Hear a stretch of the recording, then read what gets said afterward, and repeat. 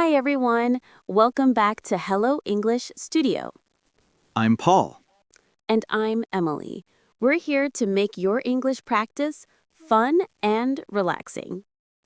Today's episode starts with a real emergency. What happened? I ran out of coffee this morning. No way! That's like Paul without oxygen. Exactly. I'm basically a zombie right now. Okay, everyone, you heard that. Paul's surviving his worst nightmare. Let's talk about coffee before I fall asleep again. Paul, are you okay? You look kind of half alive. I haven't had my coffee yet. Don't talk to me until I do. Oh no, not the no coffee, no talk rule again. It's not a rule, it's survival. My brain doesn't work before caffeine. Really? So if I ask, what's your name right now? I'd probably say, latte, please. You're hopeless. What's your coffee order today? The strongest one they have. No sugar, no milk, just pure motivation. Wow, someone's serious about their addiction. I call it a lifestyle. You? I like iced coffee. Sweet, cold, makes me feel like I'm on vacation. So you're drinking dessert and I'm drinking fuel. Exactly. That's why we make a good team. Sugar and caffeine. So you actually ordered coffee in English this morning? Yes, and I survived. You know how dramatic that sounds. Hey, for English learners, that's a real battle. Ordering coffee is like climbing a small mountain of grammar. Exactly. I walked in, the smell of coffee hit me, and my brain just blinked. Classic, the moment your tongue forgets English exists. I stood there pretending to read the menu like it was a math problem. Let me guess, inside your head, come on, Emily, say something, anything. Exactly. My inner voice was yelling like a coach. You trained for this. You watched 10 YouTube videos. And what did you say? I took a deep breath and said, Hi, can I have a medium latte, please? Just like in the tutorials. Wow, textbook English. I'm proud already. Don't be. My voice cracked halfway. It sounded like a scared squirrel ordering coffee. Oh, that's adorable, though. I would have given you free coffee just for trying. Well, the girl smiled at me. That smile saved my life. I thought, okay, she understood me. Success. That's the magic moment. Understanding without subtitles. Exactly. And then she asked something like, hot or iced? I froze again for half a second. My brain was buffering. You looked like a Wi-Fi signal in a storm, didn't you? Yes, but I recovered. I said, iced, please. Then she nodded, started making the coffee, and asked again, anything else? And guess what? I panicked again. Of course, because that's level 2 of the game. Unexpected question. Exactly. I stared at the muffins like they were math options on a test. Did you pick one randomly, like A, chocolate muffin, final answer? Yes, I pointed and said, chocolate muffin, please. My voice was shaky, but she understood again. See, English doesn't need to be perfect. It just needs to be human. True. She packed it up, smiled, and said something like, have a great day. I almost replied, you too, have a muffin day. That would have been legendary. I know, but I managed to just say, thanks, you too. So, how did it feel walking out with that cup? As if I just finished a marathon, but with caffeine. The English marathon of life. Exactly. I walked slowly through the rain, holding my latte like a trophy. Every sip tasted like confidence. That's poetic. Hey, coffee makes everyone poetic. Did you replay the whole conversation in your head afterward? Of course, I even gave myself a score 9 out of 10, minus 1 because I almost said muffin day. Fair. You'd still pass the English coffee exam with honors. You know what's funny? Before that day, I always waited for a perfect time to speak English. That time never comes. Right. Confidence doesn't knock on the door. You build it while ordering a latte. Exactly. That tiny conversation changed something. Now, when I think in English, I hear my own voice, not the teacher's. That's huge, Emily. You found your English voice. Yeah, it's small, maybe, but it feels like freedom. I wish English teachers played stories like this instead of grammar drills. That's why we're doing this podcast, right? To make people smile while learning. Exactly. So next time, our listeners can walk into a cafe, order confidently, and maybe even joke about Muffin Day. That would make my day. Mine too. Okay, final question. How was the coffee? Perfect. Maybe because I earned it. You did. One latte, one victory. Thanks for listening, everyone. Remember, confidence doesn't come from grammar, it comes from trying. And maybe from a good cup of coffee. See you in the next story, and don't forget your latte. Emily, your story's been stuck in my head since you told it. Really? Why? It was just a cup of coffee. That's the thing. It wasn't just coffee, it was confidence in disguise. That's a nice way to put it. Think about it. We spend years learning English, grammar books, vocabulary lists, but the real learning starts when we dare to speak, even if our voice shakes. I know. That morning, I realized something. No one in that cafe cared if my grammar was perfect. Exactly. They cared about your smile, your tone, your courage. When I started learning English, I used to whisper words alone in my room. I'd never imagined I'd use them in real life. And now you did. You took those whispers and turned them into action. That's true. It's funny, right?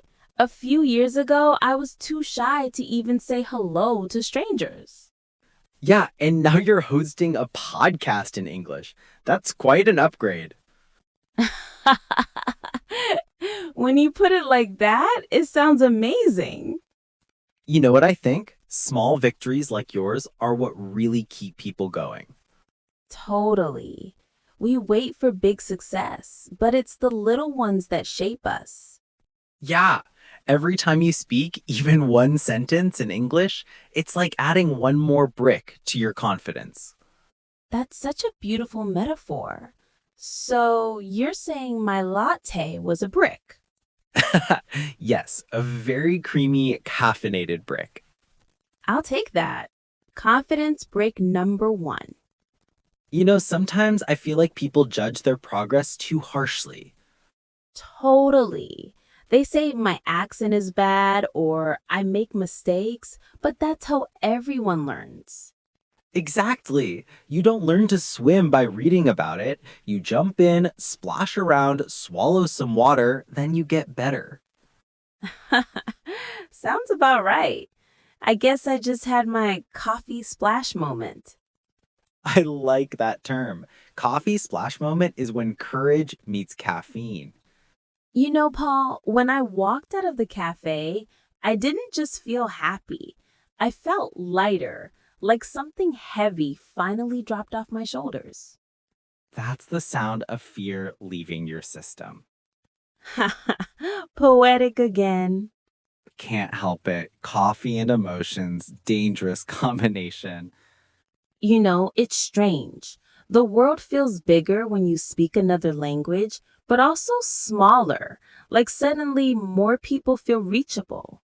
Yeah, it's like unlocking a new level in life. You see the same world, but in more colors.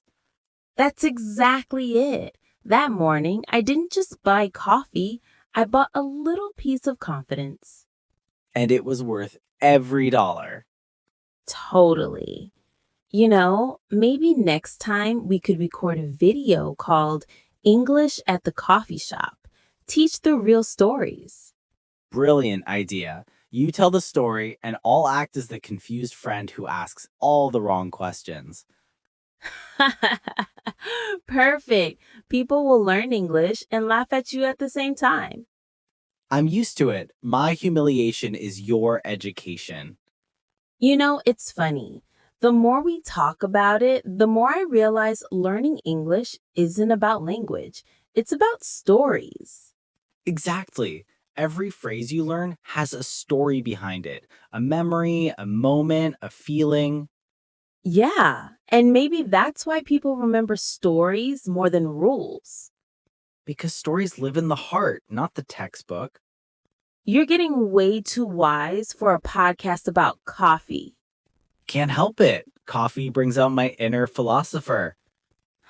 All right, Mr. Philosopher, let's wrap this up before you start quoting Shakespeare.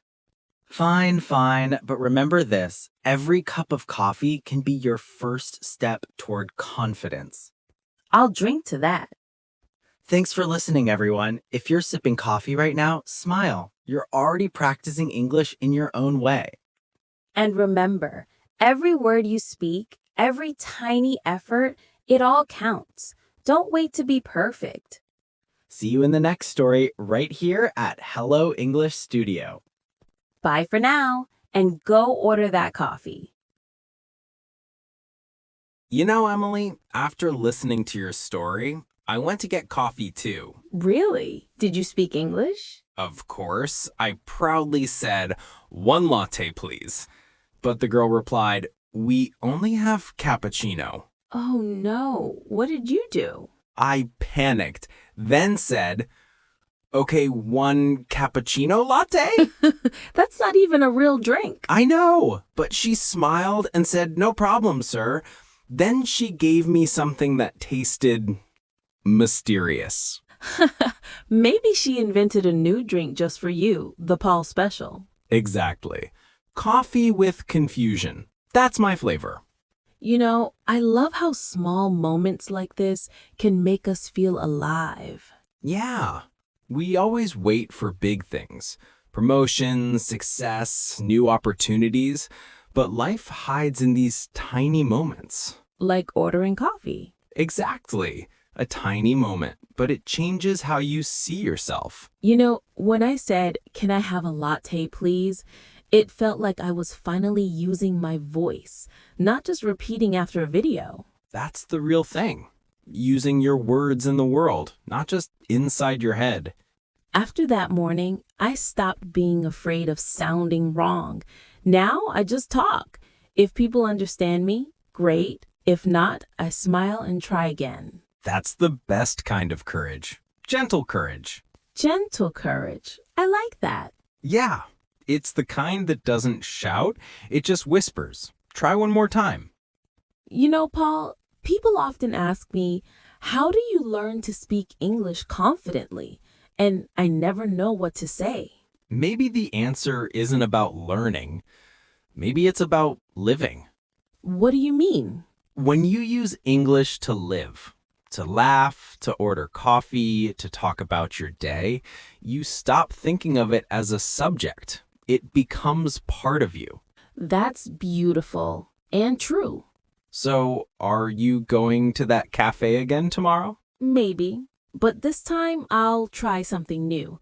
I want to order without thinking. Ah, the dream. Speaking without overthinking. That's the final level.